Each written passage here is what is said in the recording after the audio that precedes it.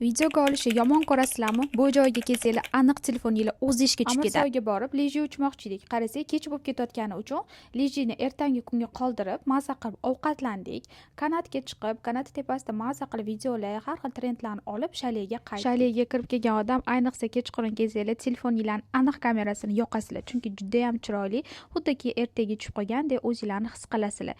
Hamma yoq qor, kechqurun rosa qor yog'di. Maza qilib kompyuterimni olgan edim, onlayn hamma ishimni bu yoqni o'zida ham bajarib, pullarini olib maza qilib ishlab o'tirdim. Kechasi bilan qor yog'ib to'xtamadi. Shunaqa chiroyli mijozlarim ham men dam olgan bo'lsam ham hech qaysi xafa bo'lishmadi, chunki o'sha yerda o'zidan kompyuterimda hamma ishini hal qilib o'tirdim. Kechasi bilan umuman uxlamadik. Ertalabga yaqin soat 4larda qizlar uxlashdi. Men pashti uxlamadim.